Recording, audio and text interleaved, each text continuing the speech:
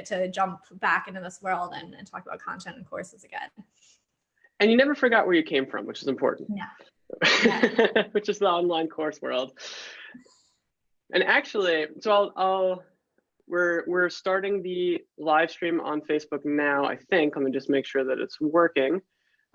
If you are on Facebook, so Facebook is getting this about 20 seconds after our Zoom, folks. So if you are on Facebook right now and hear us, just let us know, and let us know in the chat, or leave a comment and let us know that you see us. All right, we do have some folks viewing on Facebook. So if you have any questions, if you're on Zoom, if you're on Facebook, drop them in the chat as we go. But I am going to kick things off. So thank you very much, everybody, for joining us. We are now through all of the technical housekeeping. We are live on Zoom. We are live on Facebook.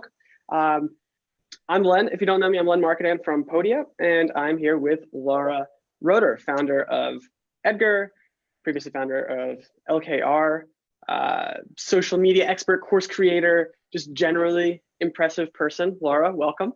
Thank you. Excited to be here. Yeah, and so I know all of you that are here have probably heard experts, I use air quotes a lot of time when I say the word experts, but experts talk about social media before.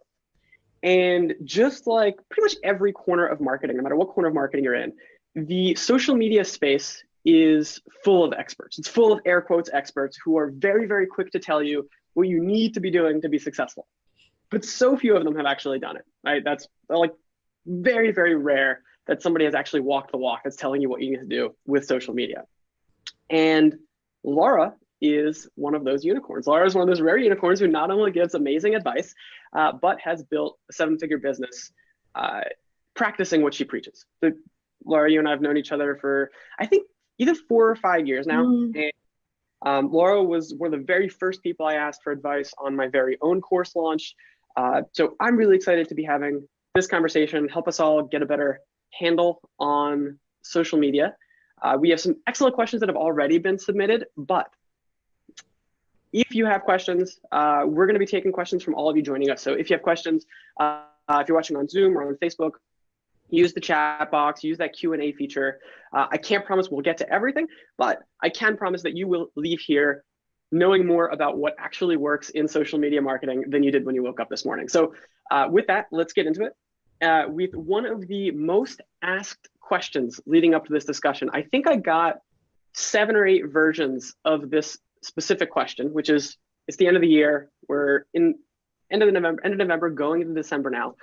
Everybody's thinking about 2019. Everybody's thinking about their plans for next year, their marketing plans. What are the most important things that we need to know about social media marketing and how it's evolving going into 2019?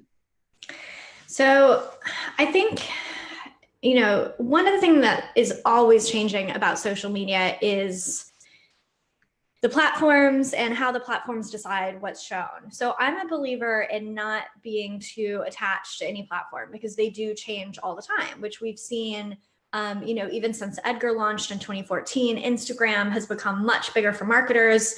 Snapchat has come and gone. That one didn't turn out to be, too important, unless maybe you're marketing to 13-year-olds. I think they're still on there, but that's about it. So, I think you want to be pretty agnostic as far as getting too attached to any network, and just really keep your eyes open on where your audience is.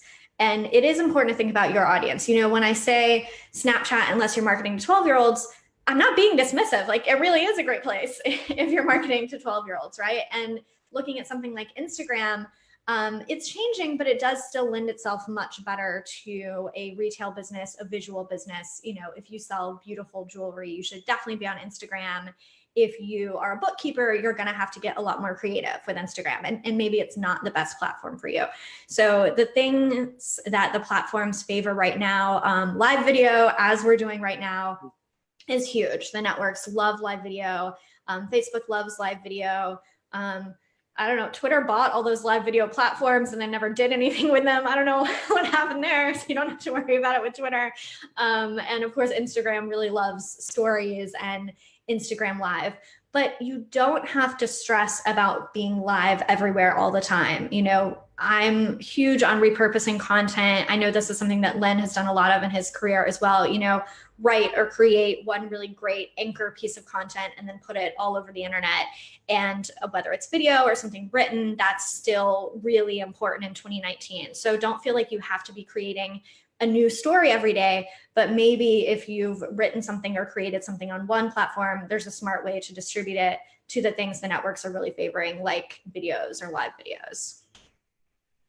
There are a few really, really interesting takeaways in that. And one of the ones that I want to follow up on right away is live. So you mentioned live. Live is huge. We're obviously live right now. So living proof that that people are not only publishing live video, but consuming live video because you're all here. A lot of creators that I talk to are, they see everybody doing live. They see everybody, going live on Facebook or going live on Instagram, but they're scared to do it because they think, oh, I'm going to go live. It's like, I'm going to invite all these people to a party. I'm going to throw this impromptu party and nobody's going to show up. And it makes them like scared to do it. And a lot of times just holds them back from even trying to go live. And they put so much pressure on themselves to do it. Like, all right, I need it to be perfect. I need to plan this. Like, how do you just start with live? Yeah, it's such a great question. So first of all, something that we're really proving today is you do not have to have a professional a professional setup. You know, I have like a little webcam that some of you may notice that I switch cameras because I'm like, oh yeah, I have that fancy webcam. Like maybe it'll look a little better if I switch to that one. I do have like a slightly nicer microphone, but I mean, I think it costs about $40, and I don't have any professional lighting or anything like that. So your content is so much more important than how it looks. Also, it really, the Blue Yeti, Pierre knows it, that's the mic. It really doesn't matter how many people are on live. So something that we've experimented with at MeetEdgar is doing regular Facebook live videos. And honestly, like we don't get a lot of people on them. Like often there's like 10 people. But here's the thing, Facebook and the other platforms, often if you're doing the stuff they want you to do, it can help boost everything else. And I know it's always frustrating that I can't be more accurate about this, but Facebook does keep it secret because otherwise everyone would just game it and then, and then it wouldn't work anymore. But we have seen that like, if you're doing a live once a week, for example, Facebook is like, ooh, you're in my good graces. You're doing what I want. I'm going to help give you more visibility across the board. So even if not a ton of people are on live, it can be good to do that. And then you have the video content that you've created, right? That people can watch later. Maybe you want to put advertising dollars towards it. So don't feel dumb or stress out if there aren't a ton of people on live. I mean, that's why we collected questions in advance, right? This is cool. We do have some people on live, but we have a lot more people that will watch it later or ask us questions. So it gives us something to talk about. You don't want to just say, ask me questions and then no one shows up. Make sure you have some content planned or some questions. Even if you're just asking them of yourself, that's okay. If you're just starting out, something to talk about during the live. And I think one of the other things that, you touched on this, and I think this is so important too, is it also gives you a piece of video content that you now have, right? When we try and create video content like for YouTube or content that you're going to upload to Facebook, like, that we think about that kind of content. We think, oh, okay, I have to really produce this. This has to be polished. This has to be professional. Some of the best performing content that we have, and I don't know what you've seen at Edgar, but I imagine you've seen some of the same, but some of the best performing content that we have is just replays of live video, really, really low fidelity, low tech stuff, with just very value packed conversations. Yeah, absolutely. So yeah, just I would say don't even buy any equipment. You can if it makes you feel better, but it's also something that can kind of be an excuse. You just spend a month researching the perfect microphone. A few people on here are saying they love the Blue Yeti. Cool. Now you don't have that excuse. Just go buy the Blue Yeti. We have figured out your microphone for you. Yeah, and just start doing it. Yeah, and on the equipment note, so can't stress enough how important that is to just not overthink getting the absolute best equipment possible. So I visited a few months ago. I went to a guy's house who runs one of the most well-known video agencies in the kind of a startup and internet world, Alan Branch. And these guys make incredible high production value videos. And in his house, the microphone that he uses, it's like this $30 snowball mic with like a 10-year-old gym sock on it. Instead, like pulled over the mic instead of using one of those like crackle shields. So don't worry too much about the quality and price of your setup. It's far more important to just create great content. So another question that I get a lot, and that we had several times leading up to this conversation, is less about the evolution of social media and what we should be changing, but what if we're doing nothing? What if we're starting from scratch? What would be your first move to build an audience on social media? So, the thing I would say, even really a step before, you could view it as a step before building the audience, is think about the home base that you're pointing people to. So, the topic today is selling courses on social media. Usually, not always, people are getting creative with this, but usually you're not directly making sales on social media. Usually you're building your presence, you're building your audience, and then you're pointing people back to a website where the sale is made. So if you're a course creator, one of the really cool things about being a course creator, it lends itself really well to social media because you're creating a ton of content, right? If you're likely doing video courses, if you're on Podia, so you've made a bunch of videos. Why don't you take little chunks of those videos and distribute them to social media? But I think sometimes people get it a bit backwards. And, some people disagree with my advice. Some people say, build an audience first. I like to have a business. I like to make money. So, I like to think about and maybe even if you haven't built the course yet, maybe it's a landing page where you're collecting email addresses and then you're going to launch the course to the audience. That can be a great way to do it. But make sure you have that foundation built so that when you're building your audience, you're sending people somewhere where they are either purchasing from you then or getting on your email list, staying in touch with you so they can purchase from you in the future. If you're just starting out building your audience, I think collaborations can be a really great way to go. There's so many different ways to do that, but basically it's you being featured on other people's stuff. I call it OPC. There's a term in real estate, OPM, other people's money. OPC is other people's content. Other people have created podcasts, have created, popular Instagrams, are conducting webinars that you could be a guest on, the way I'm a guest on this one now, right? This is something that Edgar and Podia are collaborating on. We are leveraging each other's audiences, right? Because we're like, ooh, there's a bunch of Podia people that would love Edgar. There's a bunch of Edgar people that would love Podia. We're building both of our audiences in a mutually beneficial way. And maybe you're thinking like, okay, Podia or Edgar is not going to do a collaboration with me. I'm really tiny. One, it depends on what you have to share. Like if you have something valuable for our audiences, we are happy to have you share that value with our audience in one form or another. Or maybe you want to start with someone who is also more starting out, is actively looking for content, because people need guests, right? Especially, podcasts are a really easy example to understand. If it's a podcast with interviews, they need so many guests to fill those spots. And that's a great way to get your name out there, get in front of people. Let's talk about something super tactical for a minute. So one question that I got that struck me was about a very common course promotion tactic, or really any product promotion tactic on social media that a lot of people talk about. A lot of people say, all right, you need to do this. Like if you want to grow your social media following, if you want to sell your product in social media, you have to do this. And I'm talking about influencer marketing.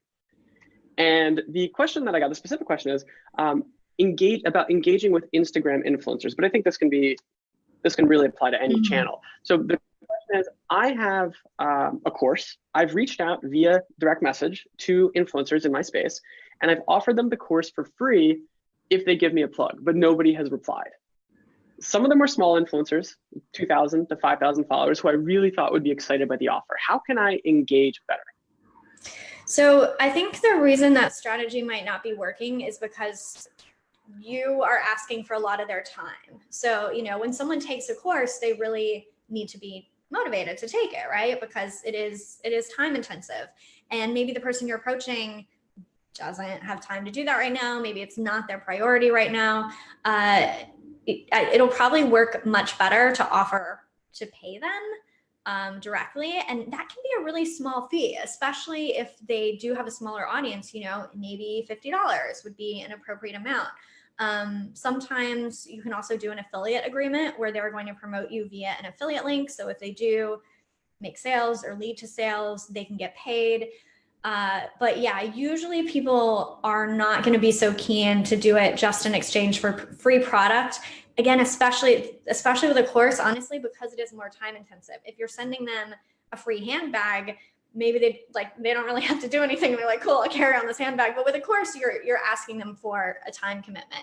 But honestly, even just consumer goods, I think that used to be a thing where you could just send out consumer goods and people would promote them. But I think that time has kind of passed. People are getting a little more savvy. They're like, no, I kind of want to be paid to be an influencer, not just have a mountain of stuff in my house. Yeah, we're seeing a lot of this happen on Instagram especially, and I think on every channel. But one of the things that Laura said that I really, really want to put a big exclamation point on is it doesn't have to be really expensive to get influencers to share your product, to share your course, to share your downloads, to share your membership. It's not like you're not paying a Kardashian to promote your products. It's not what you might call an efficient market yet, right? There isn't just like a rate sheet of here's how much it costs to get promoted by an influencer with X number of followers, and it's like a sliding scale. It doesn't really work like that yet. And I think that if you actually reach out to some of these influencers and reach out to folks that are in your space with 1,000 followers, 5,000 followers, 10,000 followers, you might actually be surprised at what you can get for not very much money. Yeah, and I think, flattery gets you everywhere. Give them a genuine compliment about why your audience loves them, why you love them. Maybe let them know, I'm a solopreneur, I'm starting out. I always like to do that. You deserve so much more than $50, but unfortunately, I'm really small and that's all I can afford. Would this be a good match for you? And then, of course, it's a business deal. Don't take it personally if they say no. That doesn't mean they don't like you. It doesn't mean they don't like your product. It just means it's not a match for them. Yeah, that's a really, really good point. We just had a question come in from Christoph. So Christoph says, I'm a web developer. Almost my whole community is on Twitter, and that's where I advertise my things mostly: articles, videos, my course, my ebook. My course is finished and out. My sales aren't good enough. He's not happy with the sales that he's getting. Does it make sense to do ads on Facebook or Twitter about my course? He himself has never really believed in such ads, but is it something that he should look into? You should test it. I mean, this is what's so cool about all these platforms is they let you spend $5, which I think we're going to look at this time in the future and be like, that was crazy. Remember when you could just spend $5 and you could get this super targeted advertising and they didn't make you spend more? I think we're in a really unique time right now, and this probably won't last forever because Facebook could say, yeah, minimum $500,000 spend. Thanks. We're only working with big brands from here on out. So that's what's so cool. I can't tell you if Twitter ads are going to work or Facebook or Instagram, but it's so cheap to try. And if you find that you get a good response on Twitter and that's where your audience is, yeah, why not? Why not try Twitter first? I would just say with all these platforms, you want to be savvy about your targeting. Twitter has something, I forget how they position it, but they have something where it's like, just pay us money and we'll put you in front of people that might want to follow you. Don't do that. Making sure you're actually going in and setting the parameters. But yeah, test it out. If somebody wanted to, I love the point about it can only cost you $5. Like people talk about even Google, like Google is kind of a much more mature ad platform now, and people reminisce with nostalgia about like the days that you can get penny clicks on Google's, but we're not out of like that kind of nascent period on Facebook and Twitter and Instagram yet. You can still definitely advertise for cheap and still get return. If somebody wants to spend $5, spend $10 testing, let's start with Twitter just because it's a little bit more, let's go specific on the channel, but let's say somebody wants to spend $5 or $10 testing on Twitter. They're not gonna do the thing that Twitter offers about showing their account to people that might like to follow them. They want to drive traffic to their course. What should they test? Should they start by should they test like video? Should they test like a link to their course? Should they test a lead magnet? Like, is there something that you recommend starting with, or just test it all? So, I mean, one, I would start with showing something to the people that already follow you, because those are actually your best leads. And I think a lot of people might do something different. They might think, oh, well, those people already follow me. I need new people. But you'd be surprised by how many of the people that follow you don't even know that you offer a course. They're like, what? I just thought you were a web designer. You offer courses about design. You have to make it really obvious for people and tell them many, many times, because no one is devoting their life to your promotional messages. No one is reading them as closely as you are. So yeah, I would start with the people that already follow you, then maybe you can branch off to similar accounts. And so if you feel like you don't have those people on your email list and that's a strong strategy for you, then yeah, it might make sense to first test out email collection. But also the upside of them already following you is that it can make sense in that case to go straight to promoting the paid course, because you're not a total stranger. It's not crazy to give you money, right? Hopefully they already have some idea who you are. It can definitely be good if you do have a lower cost course. Maybe that's what you want to start with, but that's, that really depends on your market. It's not always necessarily true. So yeah, I would just put together a little call to action, telling them about the course. Maybe you're offering some sort of special coupon code. Maybe you're offering some sort of special bundle or something like that they can get via the ad. I think that would be a great place to start.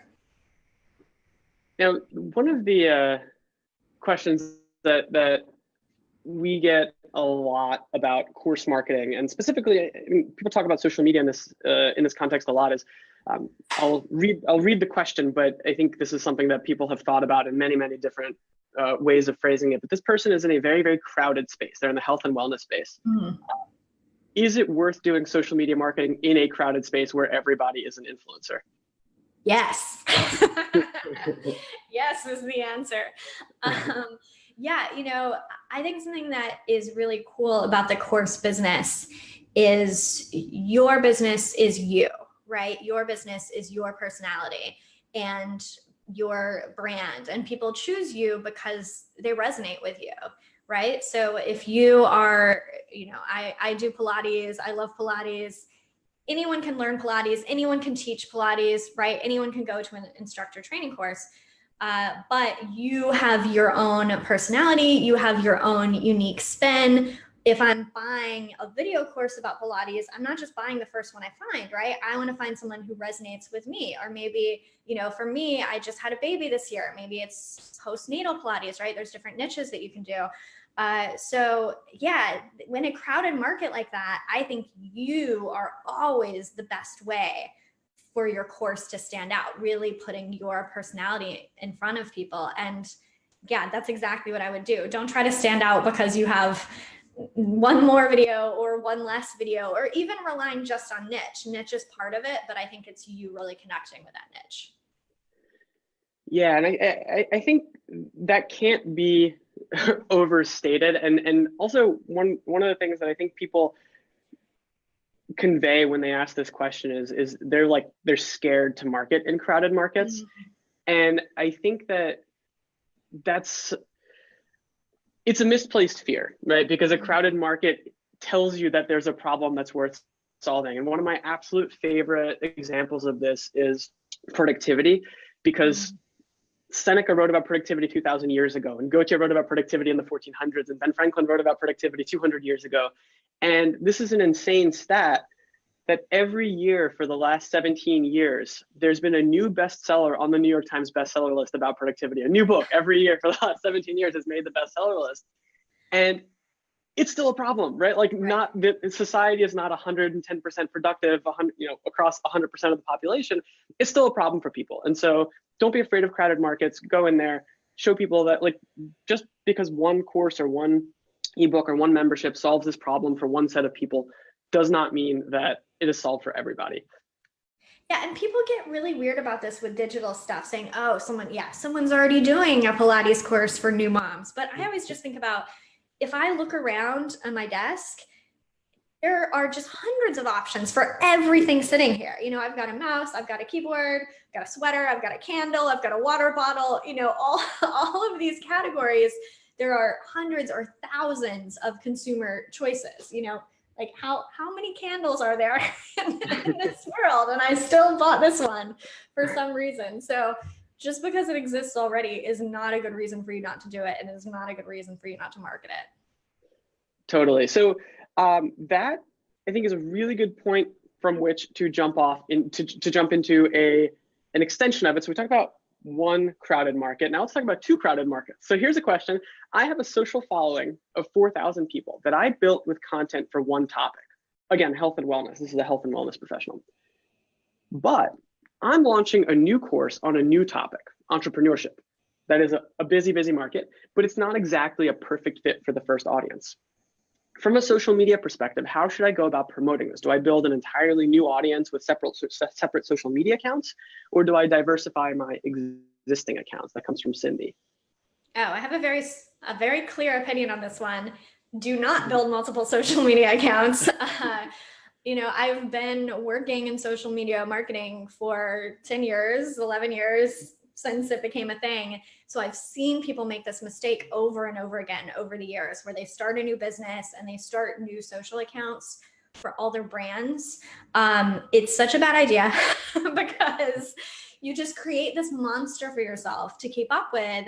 And what you'll find is you'll create new content and you won't know which account to send it to, or you'll end up sending it to all accounts. People don't know which account to follow. It makes it really hard to follow you because you have so much going on.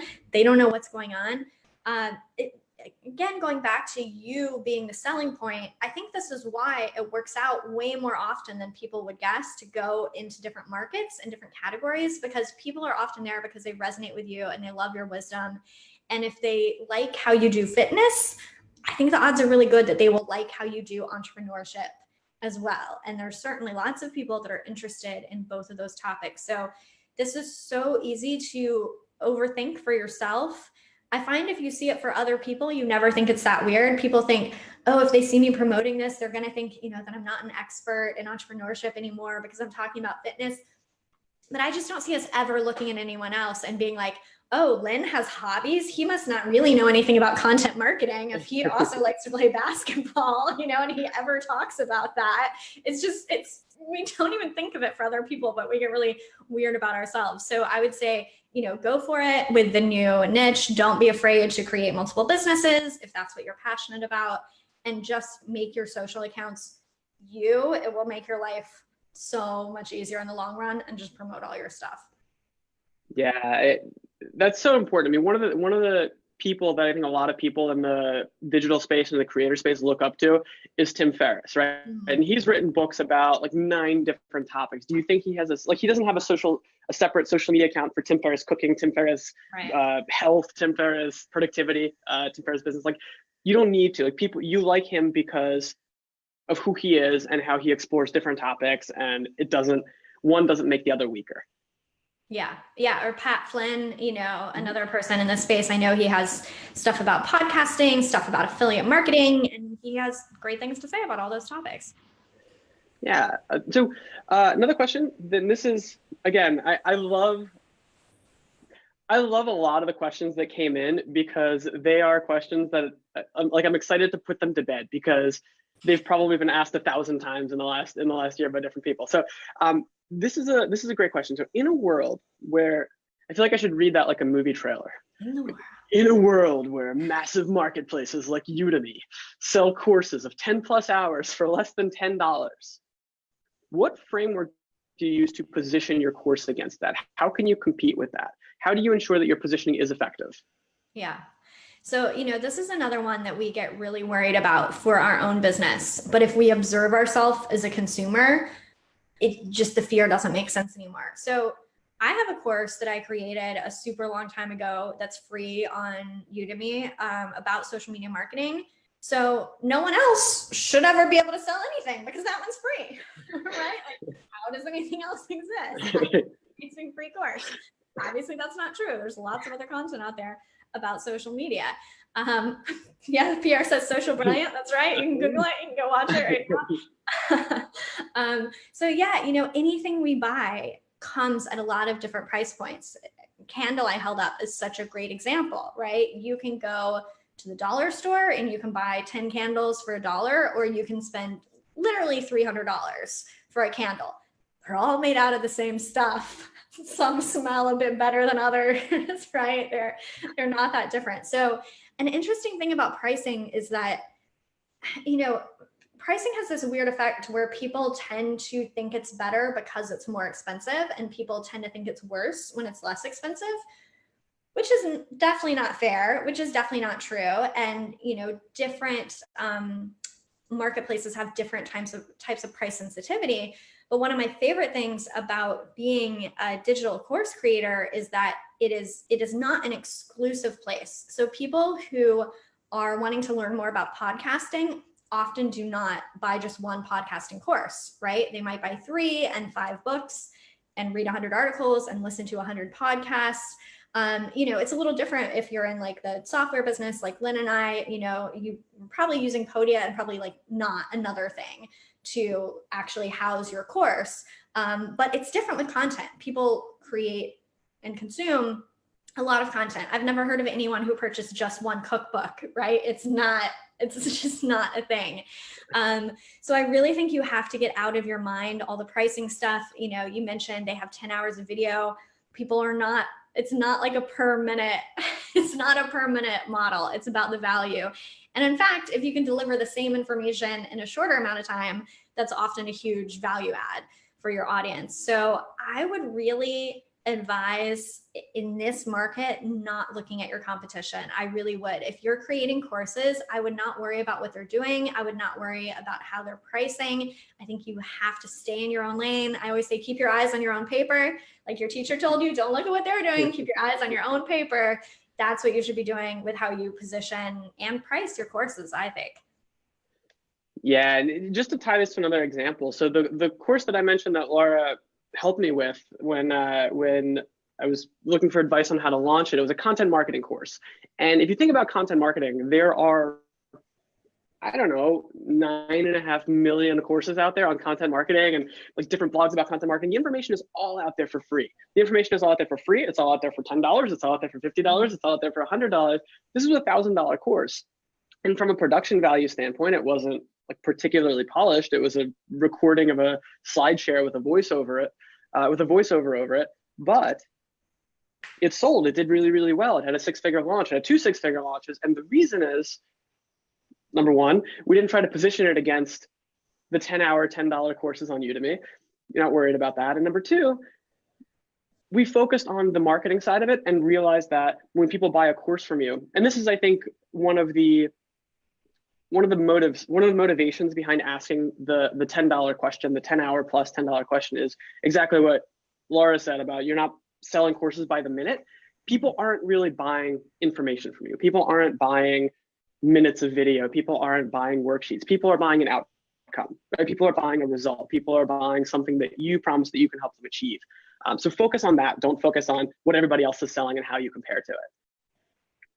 So one question that came in, and this is maybe we can have some fun, some rapid fire ideas. We can brainstorm some rapid fire ideas for Cesar. So Cesar has almost 2,000 new downloads of his free course, but he struggles with the paid one.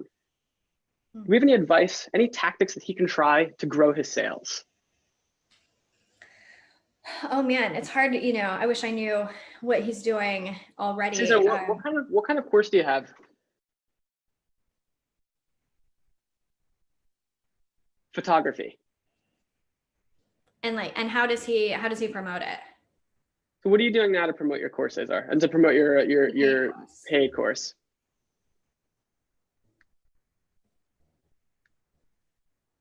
Instagram. Can you be a little more specific? So what are you doing on Instagram to promote your course?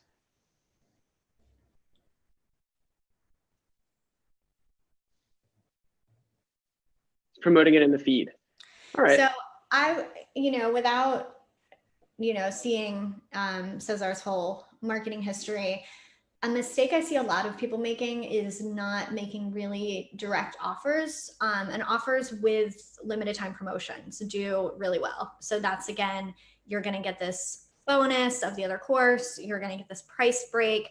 Deadlines motivate people to buy. They just do. I mean, it's anyone who has sold a course has experienced this. I would always think it was so funny. I used to have courses close at midnight on Sunday. And, these were business courses. And the orders would flood in at 11:30 on Sunday night. I'm like, who is staying up on Sunday night, like ordering their business course over the internet? But people are, because people put it off, you know, to have that deadline. And Pierre says, does that mean you're not for evergreen? I think you can absolutely do both, but deadlines just work really well to get people to buy. So, you know, for Cesar, that's what I would experiment with. If you haven't done it already, do a little flash sale. You know, it can be 1 day or 3 days or something like that. Maybe give people a little price break, especially if you haven't been able to sell them. Then you, like, why not give a price break? It'll be something coming in, and see if that will motivate any sales. Also, discounts can be a great way to test prices, right? Maybe you released it for 1,000 and you're like, oh, no one's biting, but then you did it half off and now you're like, ooh, maybe 500 is a better price point, and maybe I'll just make that the price point moving forward. It allows you to experiment. Awesome. So speaking of offers and speaking of deadlines, so this is something we still have 20 minutes left, but I just want to take 30 seconds here and share something with everybody. So as you know, Laura is the founder of Edgar. And if you don't know what Edgar is, and if you are on this chat because you want to improve your social media marketing, you need to try Edgar. You absolutely need to try it. It's like having, I've used Edgar. It's literally like having your own social media marketer on your team for under $50 a month. Edgar will post your social media updates for you. It'll actually write social media posts for you, which is incredible that they're doing that now. Edgar basically makes sure that your social media accounts never turn into ghost towns. And it just takes all of that tedious work out of growing your social following. If you have never tried it before, if you are a new user, just go to meetedgar.com/pricing to sign up, and you can use a code that we have. So Laura mentioned amazing offers and amazing deadlines. So use the coupon code PODIACHAT, and I'll drop it into the chat here. Just PODIACHAT, one word, PODIA chat, and you will get a free month just to kick the tires, fall in love with it before you commit to anything. Now that is not a publicly available offer. You have to use the code to get that free month, but make sure you check it out. I'm gonna drop that in. I'm gonna drop that in the chat here. Yep. So page name, please. It is just meetedgar.com/pricing, and the code is PODIACHAT. All right, so let's get back into questions. If anybody has questions about Edgar, definitely drop them in the chat, and we can make sure that that you get those answered. And that's 1 month free, exactly. Yep. Let's see. I have my course in 2 languages in my Podia store, and that upsets both the English and the Dutch people. Any ideas? So this actually dovetails into an interesting question. So if you have, and we have a lot of creators that have audiences that speak 2 different languages. Do you choose one language with which to communicate to your audience on social media, or do you do both? I actually would choose one. I do want to mention that Edgar can handle any language, because that's a question that we get a lot. But, you know, I saw this question above in our Zoom chat, and she was talking about how she has people, from the Netherlands, French, and German. Those are all countries where, you know, there is a decent amount of people who also speak English. Obviously not everyone, but a good amount of people. The problem with segmenting into different languages is you're just literally creating double the work for yourself with everything you do, right? And I mean, you're translating, it's easier than writing everything from scratch twice, but it's a lot of, just like we were talking about with the multiple social accounts, maintaining multiple presences for your business in multiple languages is just a lot of work for one person to do. And I think the results you could get from that, you could probably get better results going all in on one language. And, you know, that might not be English. I've met people, I met a guy that did a bodybuilding courses in Germany, and he was just absolutely crushing it because there's not that many people in Germany doing it, right? There's just a lot less available in German language than there is in English language. So you have to evaluate what's that right language to choose, but English is very widely spoken. And I think you would probably, even though you're cutting out some of your audience, I think you'd probably be able to make your business more successful overall by being able to have that focus of just doing everything in one language. Yeah, now this is a question that I'm certain you've heard many, many times before. And I think it's one of the things that a lot of people struggle with on social media, especially people who are doing social media so that they can grow their business, so that they can sell. And it's, how do you find a balance on social media between selling and promoting and sharing content that people will find useful, and sharing other people's content? So I find that the people who are drawn to me, like, and the people that are going to be drawn to Podia, like, are people that are here, do not promote enough, and they are too scared to promote. Because there are the other type of people where you're like, lay off, buddy. we know what you're doing over there. I think if you are here, I'm going to guess that you are not one of those people, and you get a little nervous about bothering people, you know, or being too salesy or being too promotional. If people are following you online and you are there promoting your business, they are clearly interested in your business in some way, shape, or form, right? I think we often forget social media is all opt-in. That's what's so cool about it, right? If people are following you on Instagram, you're not bothering them with your content. They chose to click that follow button. And if you're there representing your business, obviously that's what they're interested in, right? So you absolutely want a mix of your, you know, promoting your own content, promoting other people's content, but you also need to put in direct offers. So that can be direct offers for free stuff if you have a free course or a free ebook or whatever, and your paid stuff too. It does not, you know, an example I always give, there was this pizza place that I liked in LA, and I signed up for their email list, and every so often they would send an email, and the email would just be like 15% off pizza. And they didn't do any content marketing. They didn't try to jazz up this email. They're like, 15% off the pizza. There you go. And that's all I want. This is all I want from my pizza place. I want a discount on my pizza, right? They do not need to give me anything else. They were not bothering me with this promotion. I loved it. This is what I want. So we get weird about our own businesses, but do not be afraid to promote. And, you know, I would say if you're looking for ratio, maybe you want to do like 30% promotion, 70% content.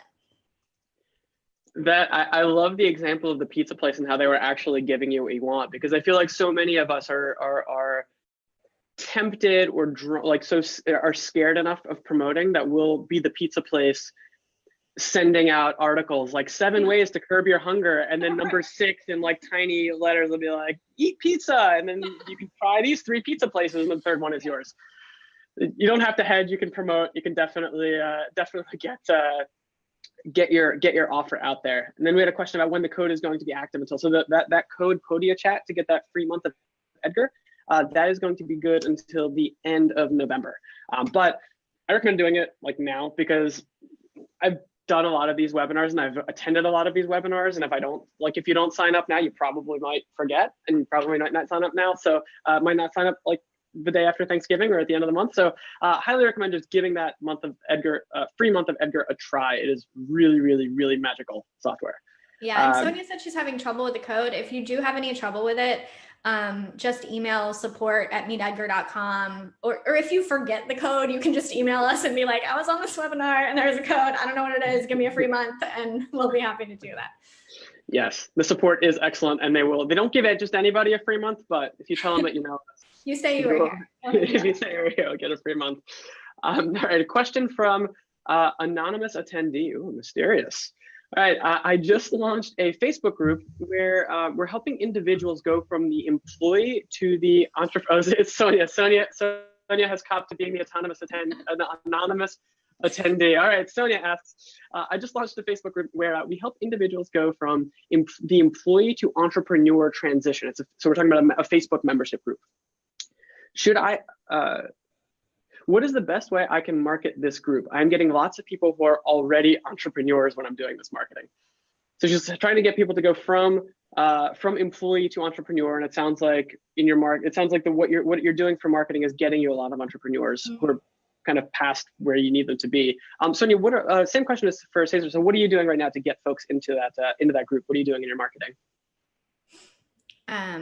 And yeah, I do want to say too, I have to plug Edgar for a second, because we are so good for groups. If you run a Facebook group, you can set up a custom schedule just for your group, where you have, one of the best things for getting activity in your group is to do little theme days. Like you have share your win Thursday, or, share what you're struggling with on Monday. And you can just have Edgar set that up automatically so that you're posting to your group every week with these little themes, getting engagement going. A lot of people who do that. Okay. She says she does Facebook Lives, emails her list. I mean, so it makes me wonder if you are sort of like swimming in your own little pond with other entrepreneurs, because this is something that I see a lot. Actually, when people ask about hiring, they'll be like, I'm looking to hire, but I keep finding these people that don't want full-time jobs. I'm like, well, stop trying to find people at entrepreneur conferences. Like they don't want full-time jobs. It just, without knowing a lot more about you, Sonia, it makes me wonder if you are hanging out in entrepreneur spaces because you are an entrepreneur, where maybe you need to be hanging out in spaces where, like she says, I do, guilty. Maybe it would be helpful to look at a little more specific career tracks. Like I'm actually in a Facebook group for like moms who work at startups, and almost everyone who is in that group, actually that might be a good group for you, Sonia, now that I think about it. So yeah, almost everyone there works for like Facebook or Google or a bigger company. So since, people who are employed is obviously a very large group, maybe you can think about, is there a certain type of job they work in? Is there a certain type of company that they work at? Are they, a mom who's looking to be an entrepreneur to have more flexible hours, whatever might be more specific within your audience. And then you'll have kind of someplace to focus for where to hang out online. Yeah, that's really, really, really, really good advice. I think I love the idea of going to the moms group. The other thing you might try, Sonia, is like you probably have people in your group who mirror kind of the group that you want. That you probably already have some people in your group who are already those people who are full-time employed that want to go entrepreneurs, like that are already really good fits for your group.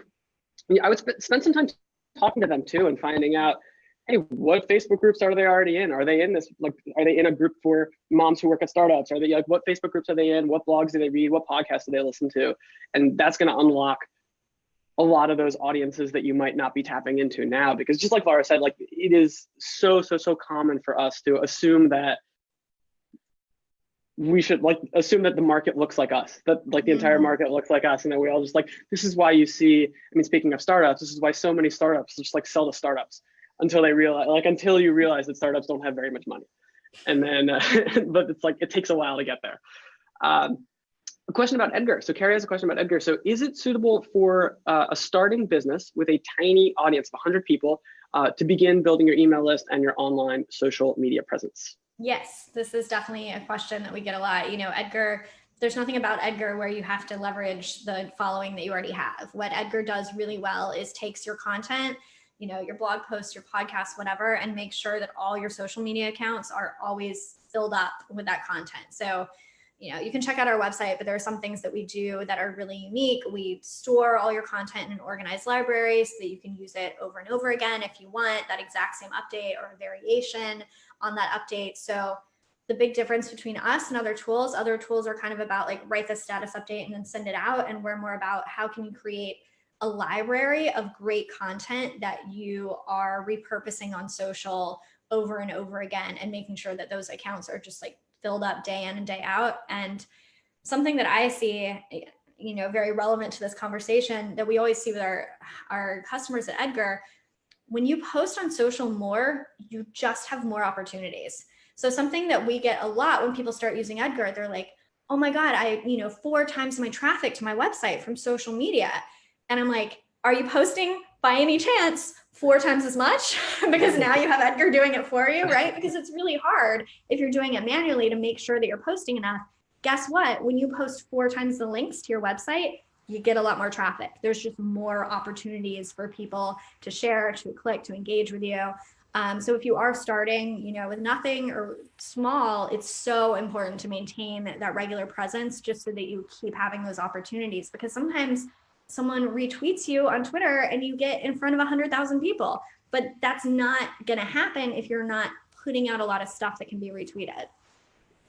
Yeah, and as somebody who 7 years ago, 8 years ago, would have multiple phone alarms set up to go out throughout the day to remind me to post to Twitter or to remind me to post to LinkedIn, Edgar is a lifesaver. All right, so Joy asks, what have you done?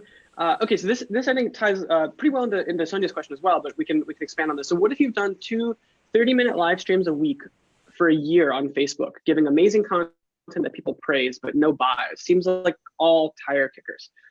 I do well when I meet people face to face. So should I focus on live workshops? I mean, if that sounds fun to you, yeah. I think what is so cool about being an entrepreneur is you get to do your business however you want. This is obviously a presentation for people who are interested in leveraging social better. You don't have to be on social media. Like that is one way to market. It's a really cool, amazing, easy way where you can reach the whole world. I think, I like it. I think it's a good idea.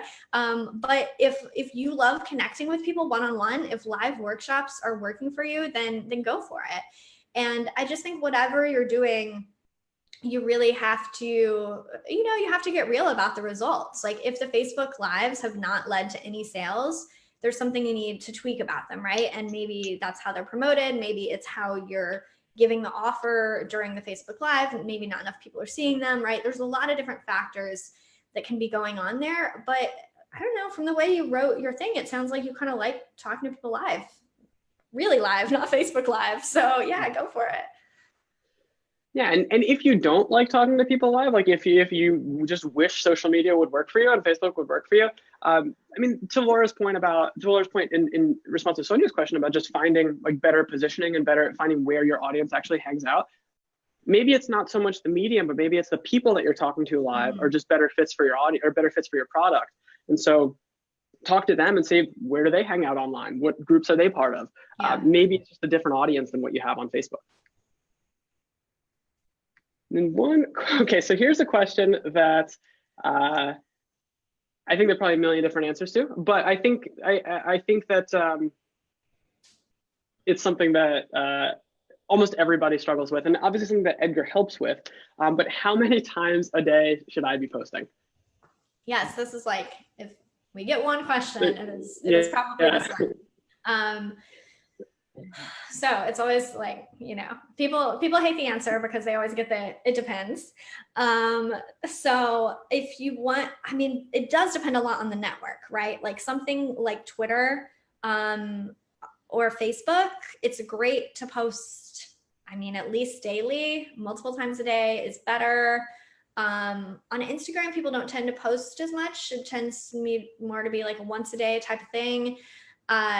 It's sort of like my answer before where I said, if you're here, you're probably afraid of promoting too much. If you're here, you probably aren't posting enough.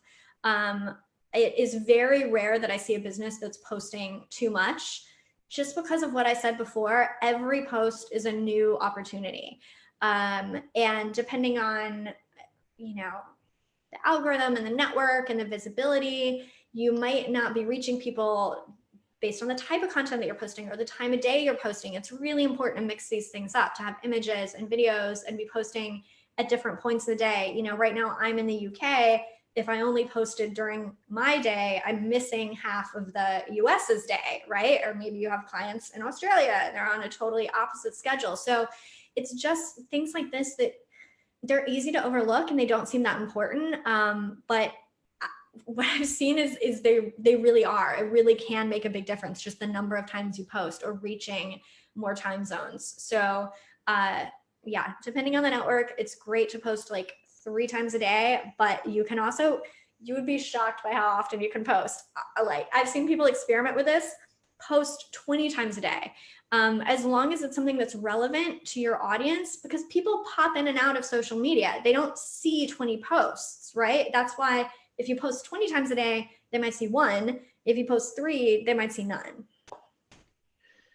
To give you an idea of how universal this principle is, so when somebody asks me how many articles a week should I post, how many times a day should I post on social media, I actually stole the answer from a conversation I heard online, a conversation I saw online on Twitter that people were having, where one guy posted a question on Twitter that asked, how much should I budget for my newborn baby? And one woman replied, more. And, and that is the answer that I use anytime that anybody asks that question, which I think you explained far more eloquently. So we'll wrap up with one more question that we have from a course creator who uses who has an affiliate marketing scheme set up for their course. So I know a lot of the folks here are from Podia. If you're using Podia, you have affiliate marketing in Podia. if you have affiliate marketing set up to give your affiliates a commission for course sales or membership sales or product sales, they want to know how they can leverage social media, how they can help their affiliates leverage social media to promote their courses. How can you how can you empower other people to promote your stuff on social? Yeah, so I mean, the easiest thing to do is to give them resources they can use, like not suggestions, but like especially images, because people might not want to be sending out the exact same status update. I think that, it can be a little disingenuous. I mean, it's very disingenuous if they're pretending that it's from them and they wrote it and you're like, that's weird. 10 other people wrote that exact same email. But an image, oh, I see someone, please recap what the 1 month promo is. So that's Podia Chat in all caps. If you go to MeetEdgar.com and find where you can check out, Podia Chat in all caps will give you a month free of Edgar. Oh man, now I read that question. I lost the train of thought. Well, you were on a great rant about how you should empower your affiliates with with social media images and do the work for them. Yes, do the work for them. So images are great because images do get a lot more visibility on social, or of course, if you're talking about Instagram or Pinterest, like you have to have an image. And that's something where it's not weird to use the same image in multiple places, the way it is weird to be like, I just thought of this email that I'd like to tell you about my good friend. We've all read those affiliate emails, like my friend Lynn, I've known him a long time and he's launching something really great. So yeah, create different assets for them, images of all different sizes, of all the different social networks, a variety of them, highlighting different features about what you sell. I think that would be a great place to start. Almost no one does that. So if you do that for your affiliates, they will use those images. And just to expand this, because the question was about affiliates, but we've talked about influencer marketing. We've talked about reaching out to bloggers. We've talked about reaching out to people on Instagram and on Twitter and on Facebook to try and get them to promote your content. Do this anytime you ask somebody else to promote your stuff. Do the work for them, because we ask people to promote our stuff and then we wonder why they don't do it. But one of the reasons could very well be that it's actually going to take them 90 seconds to put together a post, or 5 minutes to put together a post, and it seems daunting. They don't know what to write. They don't want to create the images for it. So if you just do that work and take that work off the plate for them, there's a much higher chance that there's just less friction for them to do it, and they'll probably share your stuff. Yeah, absolutely. So yeah, writing a custom email for them, writing a custom blog post for them. Also, the right timing is so important. There's so often where I get people asking to promote and they're like, next week I'm launching that thing. And I'm like, don't care. Like, tell me that day and I will promote for you. I do not have the bandwidth to schedule something to promote for you a week from now. Like, I understand you're just trying to give me a heads up, but it's not happening. So that timing is so important. Don't tell them a week from now and think that they'll remember to do that. Like, tell them real time when it's live. Yeah. Awesome. That's such a great point too, that like, don't try to get people to adjust their month ahead editorial calendar to promote your content. Tell people when you need them to help you promote it, and then they'll do it. Well, Laura, this was amazing. I hope that everybody got as much out of this as I did. This was really, really fun. The tips on social media marketing were incredible. For those of you who haven't tried it yet, or who haven't gone to meetedgar.com/pricing yet, make sure you head over there. The code is Podia Chat for a month free of Edgar. Give it a try. It's essentially your in-house social media marketing person for under $50 a month. That's how I describe it to my friends, and it saves you so much hassle. So if you are interested in social media marketing, check out Edgar. Laura, where can folks find you? Yeah, so you can find me, the best place I think is Twitter. You can find me on Twitter at LKR, and MeetEdgar on all of the social media platforms as MeetEdgar.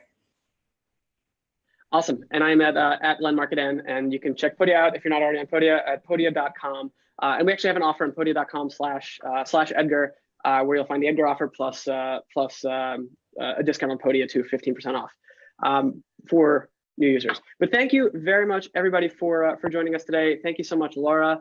I hope you all have a wonderful rest of your day, and wish you the best of luck with your course launches and course sales and social media wins. Yes. Thanks, everybody.